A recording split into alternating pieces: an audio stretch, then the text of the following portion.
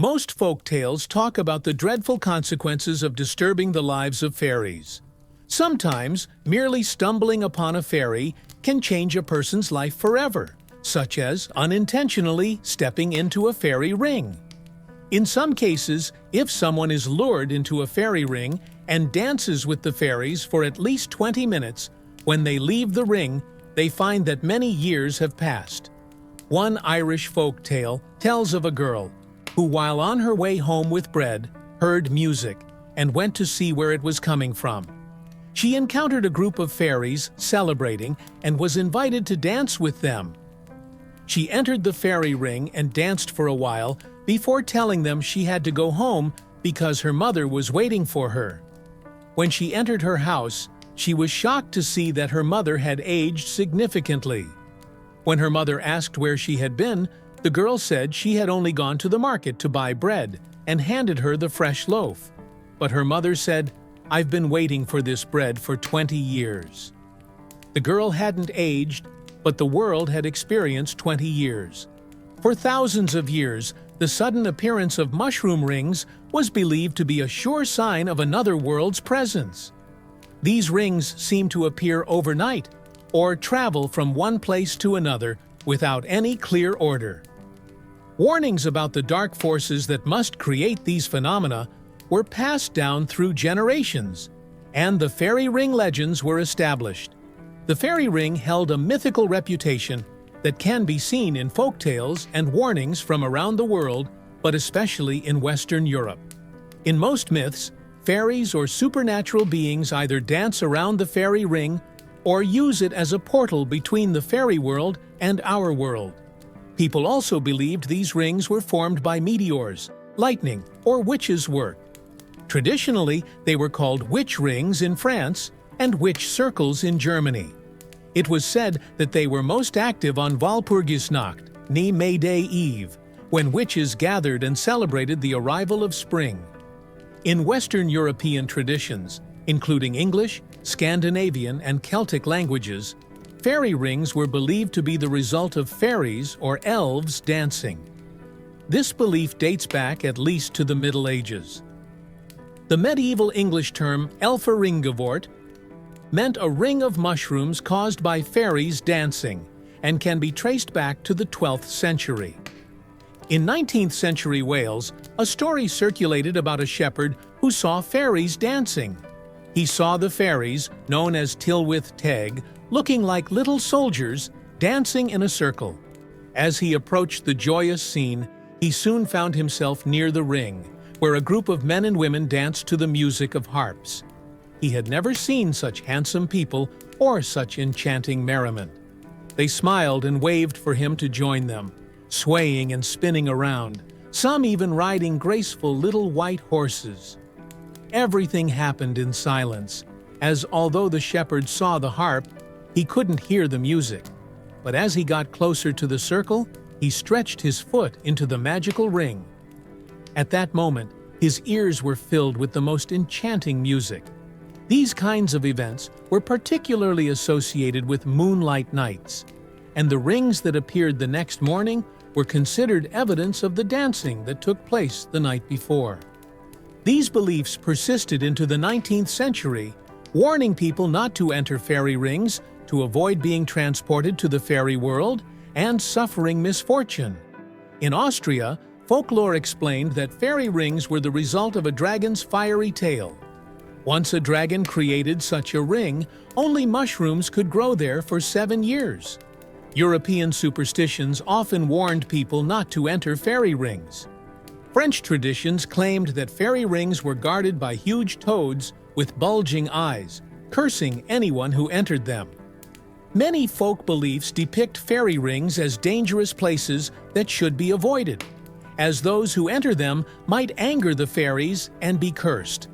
Myths often warn that entering a fairy ring could be life-threatening. You might become invisible to the mortal world and unable to escape the fairy ring's grip, or you might be instantly transported to the fairy realm. In some cases, your foolishness might cause you to lose an eye. In any case, you would be forced to dance around the ring until exhaustion or madness leads to death.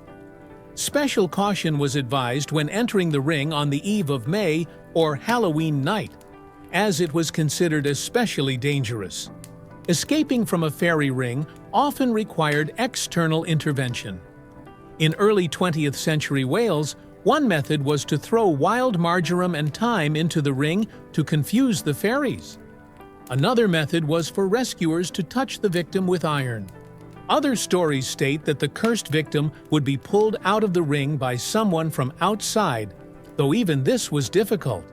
In one Welsh tale, a farmer had to tie a rope around himself and, while entering to rescue his daughter, had 4 people pull him out of the circle.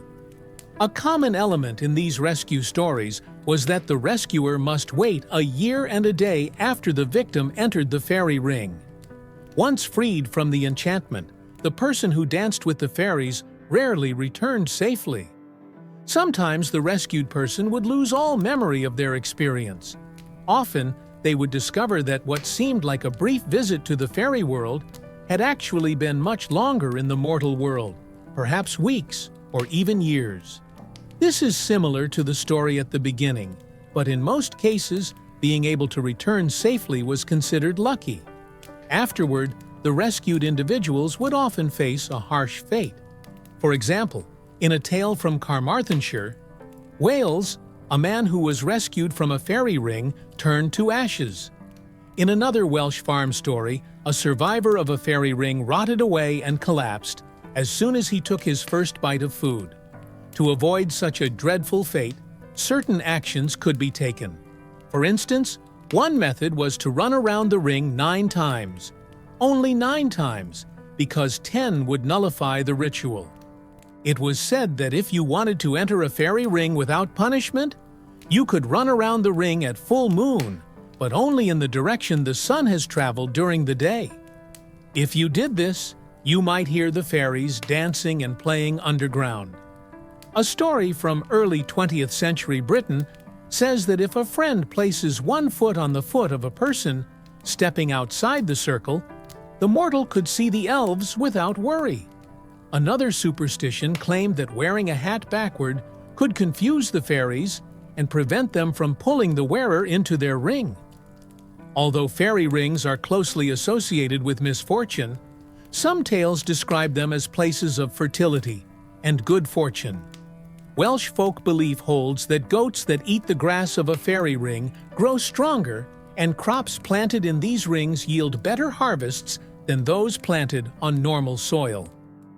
In the early 19th century, there was a story about a Welshman who destroyed a raven's nest in a tree that stood inside a fairy ring. To show their gratitude, the fairies gave him half a crown every day, but when he told his friends about it, they stopped. By revealing the fairies' generosity, he broke their rules. What does science say? Today, science has proven that fairy rings are a naturally occurring phenomenon. They appear year after year on lawns, fields, and forests. This occurs when fungi form a circular or arc-shaped pattern in the soil, affecting the grass in that area and growing upward through the vegetation to form a ring of mushrooms. When a mushroom spore lands in a favorable place, it grows mycelium and spreads an underground network of fine tubular lines called hyphae, which creates the fairy ring. Under good conditions, spores develop into mushrooms. These mushrooms push up from the ground and form a visible ring. Underground, the mycelium forms a network beneath the grass, moving outward from the center, feeding on organic matter and decomposing it. The dead mycelium forms a thick layer that repels water, depriving the grass roots of nutrients and moisture. Eventually, when the center's nutrients are exhausted, the soil inside the ring withers and dies from hunger, but the outer edge remains lush because the decomposing mycelium releases fertilizer. This cycle can last for centuries. A fairy ring found in Belfort, France, the largest ever recorded, has a diameter of about 300 meters and is over 700 years old. The lushness outside the ring compared to the death inside puzzled ancient people, leading them to believe that something from another world was at work. Of course, sudden and unpredictable changes in nature. The symbolic meaning of ancient circles and the fact that these portals seemed temporary and mobile made them compelling evidence of supernatural phenomena. However, abandoning superstitions does not mean the fairies' troubles vanish. In fact, removing a fairy ring from a yard can be as tricky as dealing with the legendary fairies themselves. To stop the spread of the mycelium and dead material, people should pick the mushrooms as soon as they appear. Then, thoroughly soak the area with water to cover the issue, but often digging beneath the white fungi is necessary to clear the contaminated soil. This may require digging up to 1 meter or more to remove all infected soil, replacing it with fresh earth, and starting the lawn work again.